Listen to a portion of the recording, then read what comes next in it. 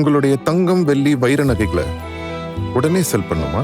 நம்பிக்கையான நிறுவனம் Max Gold. Call 04445454545. Max Gold, cash for gold. வணக்கம் my dear zonemates, welcome to Shafi Zone. நான் உங்க ஷஃபி அண்ட் இன்னைக்கு நம்ம பார்க்க போறது ரீல்ஸ் அண்ட் மீம்ஸ் கொடுமைகள். சட்டம் ஷாக் ஆகுது. வீடியோ மாதிரி தெரியுது எனக்கு ஃபோன் வச்சு. அப்படியே பார்த்து சிரிச்சு நான் போயிட்டேன். சார் விஜய் முதல்வராக பொறுப்பேற்றிருக்காரு. கெட்ட கெட்ட வார்த்தையில காதெல்லாம் கருகிற மாதிரி திட்டுறாங்கடா. எவ்வளவு டீப்பா போறாங்க. விஜய் மேல எனக்கு பொறாமை. எனக்கு அது பொறாமை இல்லை, ஒரு ஆச்சரியம் கலந்த ஒரு சந்தோஷம். நல்ல மனதுக்கு எல்லாமே நல்லபடியா நடக்கும்டா. ஒரு நாள் நீ என்னை தேடுவ. இது அது இல்ல. ஒரு நாள் நீ என்னை தேடுவ.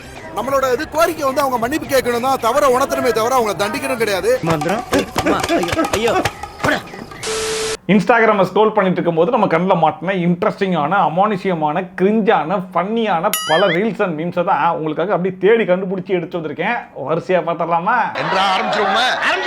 ஜூலி சரியான கிட்னி திருடி. என்ன அவங்க வாயாலே வாக்குமூலம்லாம் கொடுக்குறாங்க. ஜூலியை சீக்கிரமா ஜெயிலுக்கு அனுப்புங்க. இங்க ஆட்சி வந்தோடனே ஜெயில் உனக்கு தான். ஜூலி களி சாப்பிட ரெடியா அப்படிலாம் வந்து பேசிட்டு இருந்தீங்க. நீங்க மைண்ட் வாய்ஸ் நினைச்சு சத்தமா பேசிட்டு இருக்கீங்க. நிறைய மீம்ஸ், ட்ரோல்ஸ், அதுக்கப்புறம் வந்து ஸ்டிக்கர்ஸ், ஏஐ ஆபரேஷன் பண்றவங்க நர்ஸ் எல்லாம் ஆபரேஷன் பண்ண மாட்டாங்க பாஸ். ஏய் ஃபூல், அவன் நம்மள கலாய்க்கறான்டா. இது கூட தெரியல, நீங்க என்ன கலாய்க்கிறீங்க? சிலர்லாம் பாக்கும்போது செம்ம சிரி பஞ்சு. அப்புறம் நாய் எல்லாம் கூப்பிட்டு உட்காருச்சு. அவன் எல்லாம் இது வரைக்கும் ஜென்மத்துல நாய்க்கு 2 பிஸ்கெட்டோ பொறவை பாக்கெட்டோ வாங்கி போட்டுருப்பானு கூட தெரியாது. அழுகுறான். ஏய் அழுவலடா. ஆனா அன்னைக்குன்னு என்ன கலாய்க்கணும்ன்றதுக்காக பிஸ்கெட் பாக்கெட் சேல்ஸ் என்ன, பொறவை பாக்கெட் சேல்ஸ் என்ன. சரி சூப்பர், இதெல்லாம் ஒரு சைடு இருக்கட்டும். அந்த மனுஷன் அவர் வீட்டு நாய் பேரு ஜூலி போல இருக்கு. அதுக்கு சோத்தள்ளி போட்டு ஜூலி இப்படிலாம் கண்ட இடத்துல போய் வாய வைக்காத, ஒழுங்கா நான் போடுற சாப்பாடை தின்ட்டு இந்த ஓரமா கடையன் அப்படின்னு சொல்லி அவர் வீட்டு நாய் ஜூலிக்கு வந்து அறிவுரை கூறினாப்ல. ஆனா அத இவங்களுக்கும் நினைச்சுக்கிட்டாங்க போலயே. ஜூலி ஒழுங்கா சாப்பிட்டு வீட்டுல இருக்க மாட்டியா? அங்கங்க போய் வாய வச்சுனுக்குறேன். நாய் எல்லாம் கூப்பிட்டு உட்காருச்சு. அவன் எல்லாம் இது வரைக்கும் ஜென்மத்துல நாய்க்கு 2 பிஸ்கெட்டோ பொறவை பாக்கெட்டோ வாங்கி போட்டுருப்பானு கூட தெரியாது. இதுல இருந்து என்ன தெரியுதுன்னா, ஜூலி ஒரு வீடியோ போட்டதுக்கு அப்புறமா நம்மளை பத்தி சோசியல் மீடியால என்னென்னலாம் பேசிக்கிறாங்க அப்படின்னு சொல்லிட்டு ஒரு உலா போகத்தான் செய்யறாங்க போல இருக்கு. வேற யாருண்டியாவது போய் அவர் யாருன்னு கேட்டு பாரு, பயங்கரமானவராச்சே அப்படின்னு சொல்லுவா. ரூட் மாஃபியா இத பத்தி எல்லாரும் ரிவீல் பண்ணிட்டு வராங்க. பட் என்னோட ரிவீல் கொஞ்சம் வித்தியாசமா இருக்க போது. நம்மள நடிப்பை விட்டுட்டு நிக்கிறோம், அவங்க இப்பதான் நடிக்க ஆரம்பிச்சிருக்காங்க. பழைய சேனலான ஜாலி வித் ஜூலி அது இப்ப ஜூலி கட்டு அப்படின்னு மாற போகுது. எந்த பயனும் இல்ல. இந்த சேனல்ல சீரீஸ் ஆஃப் எபிசோட்ஸ் ரெடியா வெயிட் பண்ணிட்டு இருக்கு. பரபரன்னு இந்த அரசியல் சூழ்நிலையில இன்னும் உங்களுக்கு சூப்பரா வந்து என்டர்டெயின்மெண்டா வைக்கிறதுக்காக. அவருக்கு என்ன பிளஸ்னா, அவர் சீரியஸ் பண்றாரு தெரியுங்களா? அதையே நம்ம எல்லாரும் காமெடி நினைக்க வைக்கிறோம் பாத்தீங்களா? அதுதான் ஒரு பெரிய காமெடி. ரூட் மாஃபியோட பெரிய செயல்பாடு, அவங்களோட பேரோல், நிறைய மீடியா சேனல்ஸ் யாரெல்லாம் அவங்களுக்கு சப்போர்ட்டிவா இருக்காங்க, அதுக்கான ஆதாரங்கள், வாய்ஸ் ரெக்கார்டிங்ஸ், ஸ்கிரீன்ஷாட்ஸ், பெருசா போய்கிட்டு இருக்கு. இது எல்லாத்தையும் என்னோட ஜூலி கட்டு சேனல்ல போட போறேன். So stay tune. மறக்காம சப்ஸ்கிரைப் பண்ணிருங்க மக்களே. அதாவது சேனலை எப்படி முன்னேற்றலாம் அப்படிங்கிற மாதிரி யோசிச்சுதான் இவ்வளவு நாள் இந்த வேலையை பார்த்திருக்கு போல. நான் கூட இப்ப ஜூலி பேசின பேச்செல்லாம் கேட்டு ரூட் மாஃபியாவை முழுசா எக்ஸ்போஸ் பண்ண போறாங்க போல இருக்கு. கால் ரெக்கார்டிங்ல இருந்து வாய்ஸ் ரெக்கார்டிங்ல இருந்து எல்லா ஆதாரமும் பக்காவா கையில இருக்குது.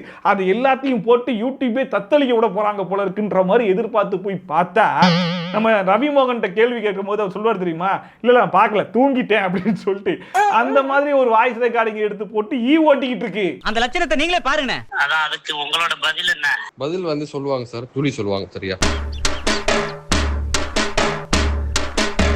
ஜூலி ஹஸ்பண்ட் யார்கிட்டயோ பேசின 2 வாய்ஸ் ரெக்கார்டிங் எடுத்து போட்டுட்டு ரூட் மாஃபியாவே எக்ஸ்போஸ் பண்ணிட்டேன்னு பேசிக்கிட்டு இருக்கு. Route mafia series of episode ரெடியா வெயிட் பண்ணிட்டு இருக்கு. பரபரன்னு இந்த அரசியல் சூழ்நிலையில இன்னும் உங்களுக்கு சூப்பரா வந்து என்டர்டெயின்மெண்டா வைக்கிறதுக்காக.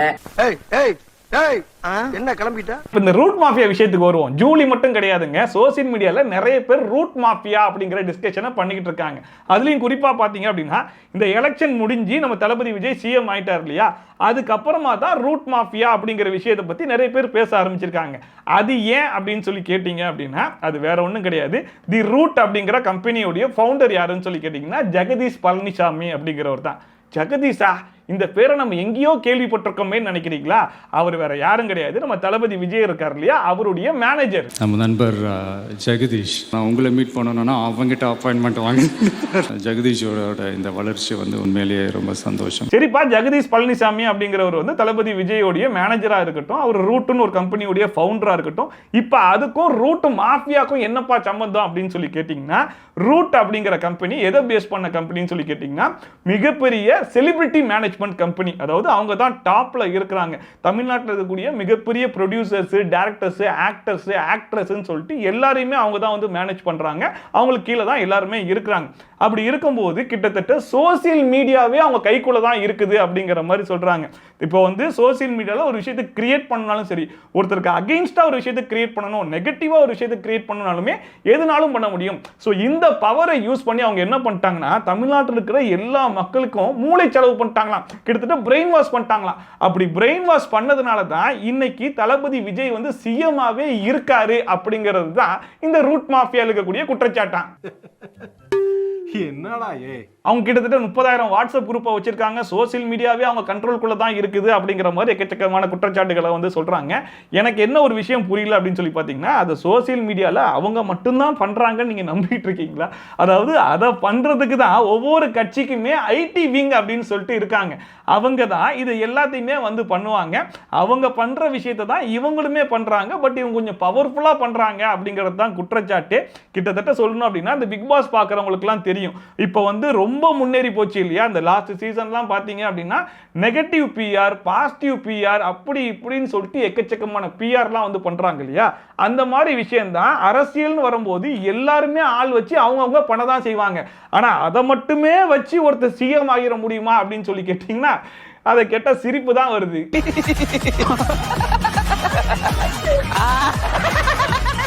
இதுல ரொம்ப நகைச்சுவையான விஷயம் என்ன அப்படின்னு சொல்லி கேட்டீங்கன்னா, அந்த டிவிகேக்கு சப்போர்ட் பண்ணவன், டிவிகேக்கு ஓட்டு போடுறவன்லாம் இருக்கான் பாத்தீங்களா, அவன்லாம் சரியான தற்கூரிடா, அவங்கலாம் தற்கூரி கூட்டம்டா அப்படின்னு பல பேர் குற்றச்சாட்டை வச்சுட்டு இருந்தாங்க இல்லையா? அப்படி சொன்னவங்க எவ்வளவு புத்திசாலித்தனமா பேசுறாங்க அப்படிங்கிறதுக்கு ஒரு சின்ன சாம்பிள் உங்களுக்கு காட்டுறேன், பாருங்க. எப்படிடா டிஎம்கே தோத்துச்சுன்னு ஆராயும் போதுதான் இந்த பாயிண்ட் வந்து சில பேர் ஏத்துக்கலாம், சில பேர் ஏத்துக்காம இருக்கலாம். பட் எனக்கு தோணுது என்னன்னா, நம்ம தோத்ததே இந்த உரிமை தொகையாளன்றது என்னோட பாயிண்ட். ஏன் இதால தோத்துனா, நீங்க பாருங்க, கிட்டத்தட்ட 1.25 கோடி குடும்பம், இல்ல 1,30,00,000 பயனாளர்கள் நினைக்கிறேன். அவ்வளவு பேருக்கு வந்து பாத்தீங்கன்னா நம்ம மாசம் 1000 ரூபாய் கொடுத்தோம். மொத்த ரேஷன் கார்டு வந்து பாத்தீங்கன்னா கிட்டத்தட்ட 2.25 கோடியோ 2,30,00,000 இருக்கு. சோ 1,30,00,000 பேர் பயனாளர்கள் இருக்காங்க. பயன் அடையாதவங்க பாத்தீங்கன்னா கிட்டத்தட்ட 1 கோடி பேர் இருக்காங்க. இது நம்ம ரமணா இல்ல, வேற ரமணா. அந்த 1 கோடி பேரு நமக்கு ஆதரவாளர்களா இருந்தாலும் இந்த 1000 ரூபாய் வராதனால அவன் எனிமி ஆயிட்டான். அதாவது இதுக்கு மேல மக்களை யாராலையும் அசிங்கப்படுத்த முடியாது. அதுலயும் குறிப்பா டிஎம்கேக்கு சப்போர்ட் பண்ற மக்களை இதை விட அசிங்கமா யாராலையும் அசிங்கப்படுத்த முடியாது. நமக்கு ஆதரவாளர்களா இருந்தாலும் இந்த 1000 ரூபாய் வராதனால அவன் எனிமி ஆயிட்டான். எனக்கு எதிரிங்க வெளியே இல்லடா, கூடவே இருக்கீங்க. அந்த மனுஷன் என்ன சொல்ல வராருன்றது உங்களுக்கு புரியுதா? ஒருத்தன் டிஎம்கே உடைய தீவிரமான சப்போர்ட்டராவே இருந்தாலும் கூட அவனுக்கு 1000 ரூபாய் போட்டுருக்கு, எனக்கு நீ 1000 ரூபாய் போடலையா, இதுக்காகவே உன்னை வெறுப்பேத்துறதுக்காக நான் டிவிகேக்கு ஓட்டு போட்டு காட்டுறேன் பாடுறா அப்படின்னு சொல்லி டிஎம்கேக்கு சப்போர்ட் பண்ணக்கூடிய ஆளு டிவிகேக்கு ஓட்டு போட்டாராம். இந்த 1000 ரூபாய் வராதனால அவன் எனிமி ஆயிட்டான். No problem. இது அவர் ப்ரூஃப் வர பண்றாப்ல, கேளுங்க, அந்த ப்ரூஃபை கேளுங்க. விஜய்க்கு போயிட்டான். ஏன்னா விஜய் 2,500 ரூபாய் தரேன்னு சொல்லிட்டாரு. ஏன்னா நீங்க இது கேட்க வேணா அப்படிலாம் இருக்காதுப்பான்னு தோணலாம். பட் மக்கள் மனசு எஸ் இப்படிதான் இருந்திருக்கு. பாத்தீங்களா, மக்கள் மனசுக்குள்ள என்ன இருந்திருக்குன்றத அப்படி கவார்னு கேட்ச் பிடிச்சி பேசிட்டாப்ல. எனக்கு என்ன தோணுதுன்னா, அவனுக்கு 1000 ரூபாய் போட்டுருக்கான், எனக்கு 1000 ரூபாய் போடல, இதுல வேற அடுத்த ஆட்சி வந்துச்சுன்னா 2,500 ரூபாய் தருவேங்கிறா அப்படிங்கிற மாதிரி அவன் யோசிச்சான்ற மாதிரி சொல்றாரு. பாத்தீங்களா, அந்த அவனே இவனாதான் இருக்கணும்ன்ற மாதிரி எனக்கு தோணுது. விஜய்க்கு போயிட்டான். ஏன்னா விஜய் 2,500 ரூபாய் தரேன்னு சொல்லிட்டாரு. இவன் வேண்டாம்னு எதுக்கு, இவன் நம்ம வீட்டுக்கு வேண்டவே வேண்டாம். திமுக வந்து பாத்தீங்கன்னா ஒரு 5,000 ரூபாய் போட்டாங்க பாருங்க, அதுதாங்க மிகப்பெரிய செட்பேக் ஆகி போச்சு. டேய் சும்மாறா, இந்த 1,30,00,000 பேருக்கு தான் அந்த 5,000 ரூபாய் போச்சு. இந்த 1 கோடி பேருக்கு அந்த 5,000 ரூபாய் போலியே.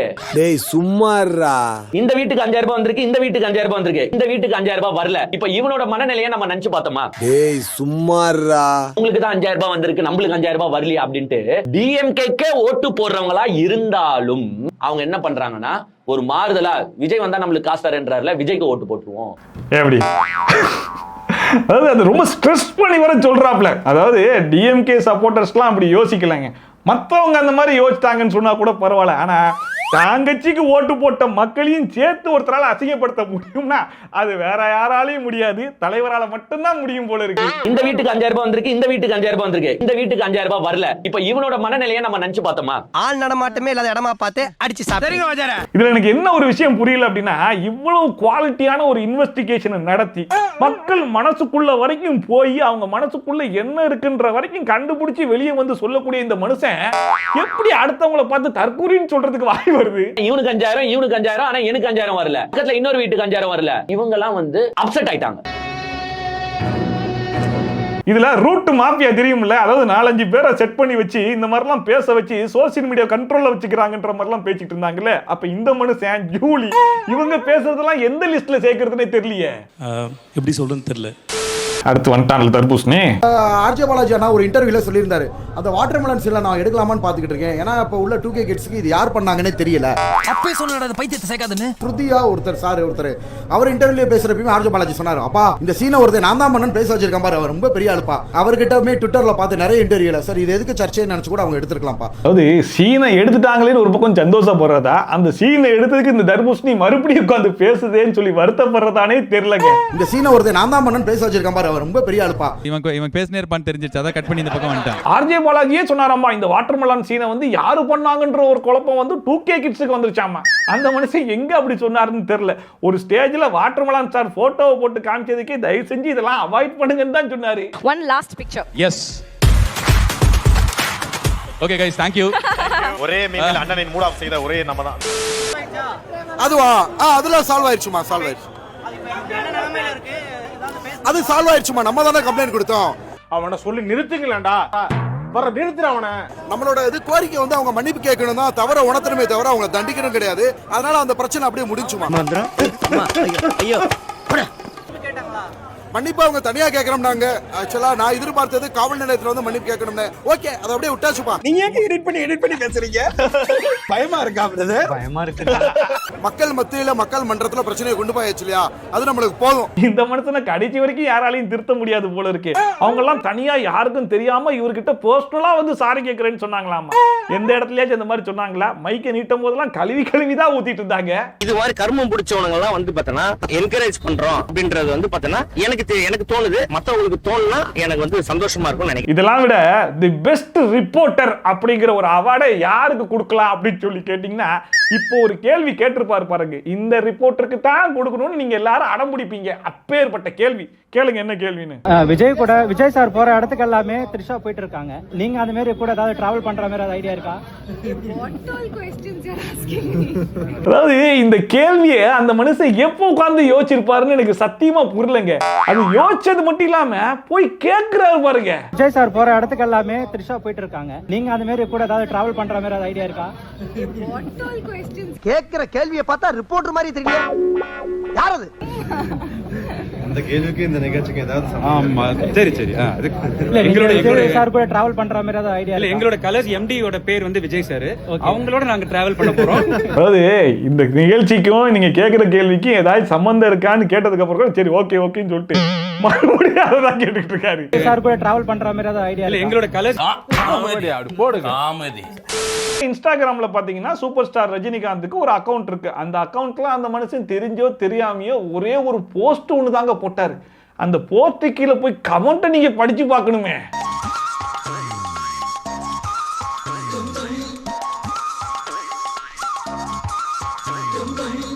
கெட்ட கெட்ட வார்த்தையில காதெல்லாம் கருகிற மாதிரி திட்டுறாங்கடா. எவ்வளவு டீப்பா போறாங்க. நான் பார்க்கும்போது 2.5 லட்சம் கமெண்ட். இப்ப எத்தனை கமெண்ட் இருக்குன்னு தெரியல. பார்த்தா நீங்களே கமெண்ட் செக்ஷன்ல வந்து சொல்லுங்க. அந்த கமெண்ட்ஸ் எல்லாம் படிச்சு பார்த்தாரா என்னன்னு தெரியல. உடனே பிரஸ் மீட் வச்சிட்டாப்ல. நாளைக்கு போறேன் பாரா மீட்டிங் பாரா. மாற்றம் வேணும்ன்றத இந்த தேர்தல் மூலமா உணர்த்திருக்காங்க. 2001 நீங்க தேர்தல் கட்சியை வச்சிருந்தா வெற்றி பெற்றலாம் என்ற ஒரு சொல்லப்படுகிறது. அது வந்து தவறு விட்டுமோன்னு நினைக்கிறீங்களா? 100% வெற்றி பெற்றது. பட் ஆனா அந்த பஸ் மிஸ் பண்ணிட்டீங்கன்னு நினைக்கிறீங்களா? சரி, அந்த மனுஷனே கட்சி ஆரம்பிக்கிறன்ற அனௌன்ஸ்மெண்ட் எல்லாம் கொடுத்துட்டு கட்சி ஆரம்பிக்காம விட்டுட்டேன், இருந்தாலும் 100% வின் பண்ணிடுவேன்னு சொல்லி கான்பிடண்டா பேசிக்கிட்டு இருக்கேன். இதுல பஸ் மிஸ் பண்ணிட்டேன் கேக்குறியா அப்படின்னு சொல்லிட்டு மூஞ்செல்லாம் திருப்பிக்கிட்டாரு. பட் ஆனா அந்த பஸ் மிஸ் பண்ணிட்டீங்கன்னு நினைக்கிறீங்களா? சரி, சொல்லிட்டு நான் அவர் வந்து வாழ்த்து சொல்லலை, ஏர்போர்ட் போகும்போது வாழ்த்து சொல்லலை. அவர் ஜெயிச்ச உடனே எக்ஸ் தளத்தில் வந்து என்னுடைய வாழ்த்துக்களை நான் வந்து அவருக்கு வந்து பதிவிட்டேன். என்ன மனுஷன்? நான் 2016 அரசியல் வர்றேன்னு சொன்ன பிறகு நான் ஏர்போர்ட்டுக்கு போகும்போது யூஸ்வலாக அங்கே இருக்கிறவங்க அந்த போர்டிங் கார்டு வாங்கிறதுக்கு இருப்பாங்க. அவங்களுக்கு கேட்கறது தான் வழக்கம், மீடியா யாராவது இருப்பாங்களா அப்படின்னு. அதே இதில் வந்து மீடியா யாராவது இருப்பாங்களான்னு கேட்டு பெங்களூர் போகும்போது மீடியா யாரும் இல்லைன்னு சொன்னாங்க. சரின்னு சொல்லி நான் போயிட்டு இருக்கும்போது திடீர்னு ஒருத்தர் ஒரு மீடியா ஆள் மாதிரி தெரியல, ஒரு சின்ன போன் வச்சுக்கிட்டு செல்போனை மூஞ்சிக்கு நேர காட்டி காட்டி என்னமோ பண்றான். விஜய் ஒரு முதலமைச்சர் இருக்காரு அப்படின்னு சொன்னாங்க. நான் என்ன சட்டம் ஷாக் ஆகிற மீடியா மாதிரியே தெரியுது எனக்கு ஃபோன் வச்சுக்கிட்டு. நான் அப்படியே பார்த்து சிரிச்சு நான் போயிட்டேன். சார் விஜய் முதல்வராக பொறுப்பேற்றிருக்காரு. அதுக்கு வந்து வாழ்த்துக்கள் சொல்லலை அப்படின்னு சொல்லி அதுக்கு ஒரு விமர்சனம். ஒரு மனுஷன் என்னதான்டா பண்றது? அதாவது மீடியா பர்சன் மாதிரி தெரியல, அதனால அவர் வாழ்த்துக்கள் சொல்லல. இதே மீடியா வந்து கேள்வி கேட்டிருந்தா அவர் வாழ்த்துக்கள் சொல்லியிருப்பாரு. அவருக்கு ஒன்றும் டிஎம்கே தோத்து போச்சு அப்படிங்கிற வருத்தம் எல்லாம் கிடையாது. அவருக்கு முழுக்க முழுக்க சிஎம் விஜய் ஜெயிச்சிட்டாரு அப்படிங்கிற சந்தோஷம் தான். வருங்கால சங்கதிக்கு வழிவிட்டு நிக்கிறதா பெரிய மனுஷனுக்கு அழகே. நீ என்ன மறக்க மாட்டேன். விஜய் மேல எனக்கு பொறாமை, அரசியல் தான் இல்லைன்னு சொல்லி விலகி ஆச்சு. அரசியல் தான் இல்லாத போது அவர் மேல எனக்கு ஏன் பொறாமை? ஒருவேளை கமல்ஹாசன் ஏதாவது முதலமைச்சர் தான் எனக்கு பொறாமை வந்திருக்குமோ என்னமோ தெரியாது. என்னடா இது? அதாவது தளபதி விஜய் சிஎம் ஆனதுல பொறாம இல்ல, ஆனா உலகநாயகன் ஜெயிச்சிருந்தா பொறாமனா இவர் என்ன சொல்ல வராரு அப்படிங்கிற அளவுக்கு நீங்க யோசிக்காதீங்க. இது ஒரு பிராங்க், ஜோக்கு. இது எப்படி இருக்கு? அப்ப கூட வந்திருக்காது, கிடைக்காது கிடைக்காம இருக்காது, கிடைக்காம இருக்குது கிடைக்காது. எனக்கும் விஜயருக்கு வந்து ஒரு ஜெனரேஷன் கேப், கிட்டத்தட்ட 25 years டிஃபரன்ஸ். அவர் இந்த உலகத்துக்கு ஏதோ ஒரு முக்கிய செய்தி சொல்ல வராரு. சின்ன வயசுல இருந்து அவர் பார்த்துட்டு அவரு சிஎம் ஆனதுல எனக்கு என்ன போறாங்க? அது இருந்த இவ்வளவு சின்ன வயசுல 52 வயசுல எம்ஜிஆர் என்டிஆர் சாதனை பண்றதை விட அதை விட ஜாஸ்தி. கம்ப்ளீட்டா சென்டர் பிஜேபி எவ்வளவு பெரிய பவர்ஃபுல் சென்டர். இங்க 2 பெரிய கட்சிகளை எதிர்த்து தனி ஆளை வந்து ஜெயிச்சிருக்காங்க. அது நம்ம சினிமா இண்டஸ்ட்ரியில இருந்து. எனக்கு அது பொறாமை இல்லை, ஒரு ஆச்சரியம் கலந்த ஒரு சந்தோஷம். நல்ல மனசுக்கு எல்லாமே நல்லபடியா நடக்கும்டா. அடையா அப்ரிசியேஷன் சூப்பர். அந்த பொறாமையும் இல்லை.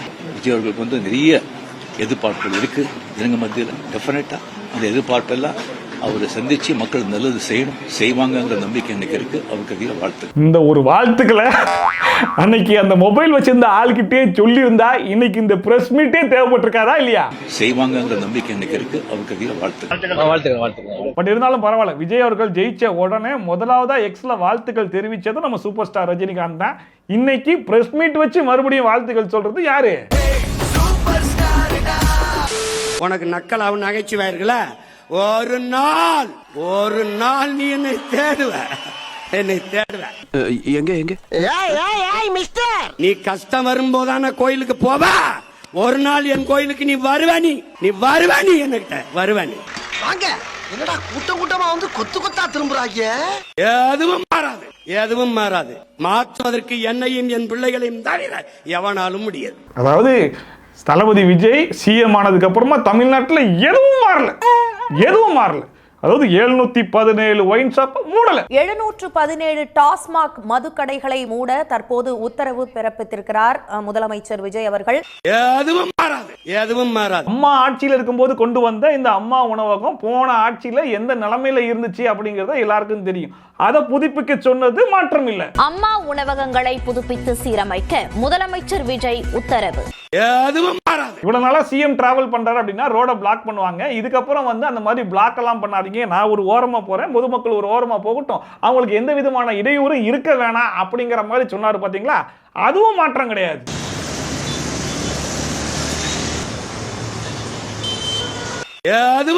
பெண்கள் பாதுகாப்பை உறுதி பண்றதுக்காக சிங்கப்பெண் அதிரடிப்படை திட்டம், போதை மருந்து ஒழிப்பு திட்டம் சொல்லிட்டு அந்த மனுஷன் சிஎமான அன்னைக்கே அந்த 2 சைனை போட்டாப்ல. அது மாற்றம் கிடையாது. சிங்கப்பெண் சிறப்பு அதிரடி படையை உருவாக்குவதற்கு ஆணையிட்டுள்ளார். போதை பொருட்கள் தடுப்பு படை அலகுகளை உருவாக்குவதை குறித்து ஆணையிட்டுள்ளார்.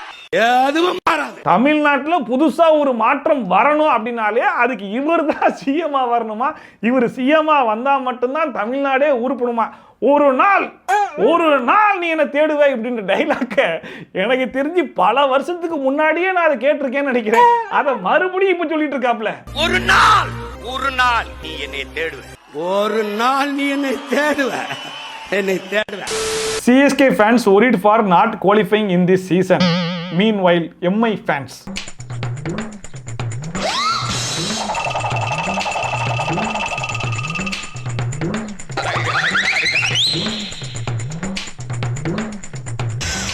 நான் குவாலிஃபை ஆயிருப்பேன்டா, எனக்காக பல டீம்லாம் தோத்தாய்கடா, ஆனா நான் தான்டா கடைசி வரைக்கும் ஜெயிக்காம விட்டுட்டேன் அப்படின்னு சொல்லிட்டு சிஎஸ்கே ஃபேன்ஸ் சிஎஸ்கே எல்லாம் கதறிக்கிட்டு இருக்கும்போது எம்ஐ ஃபேன்ஸ் சரி அதான் என் கியூல வந்து உட்காந்துல, அப்புறம் என்ன வா உட்காரு அப்படிங்கிற மாதிரி அசால்ட்டா பூதி சாப்பிட்டு காயலாம்.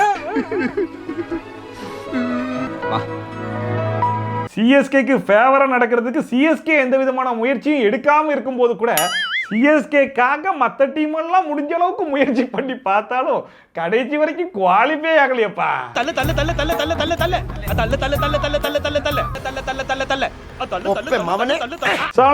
இன்னைக்கு இந்த வீடியோ பார்த்து கொஞ்சம் என்ஜாய் பண்ணிருப்பீங்க நம்புறேன். ஒருவேளை என்ஜாய் பண்ணீங்கன்னா அதை மறக்காம கமெண்ட் செக்ஷன்ல சொல்லுங்க. இதே மாதிரி ட்ரோல்ஸ் அண்ட் ரிவ்யூஸ்லாம் கண்டிப்பா பார்க்க நினைச்சீங்கன்னா மறக்காம சப்ஸ்கிரைப் பண்ணிட்டு பக்கத்துல கூடி பெல் ஐகான் டான் தட்டி விட்டீங்கன்னா நான் போற வீடியோ நோட்டிஃபிகேஷன்லாம் டான் டைம்க்கு வந்து சேரும். ஸோ வீடியோ சூப்பரான வீடியோட சூப்பரான ரிவ்யூட சூப்பரான ட்ரோலோட சந்திக்கிறேன். Bye from Shafi, tata, bye bye and take care.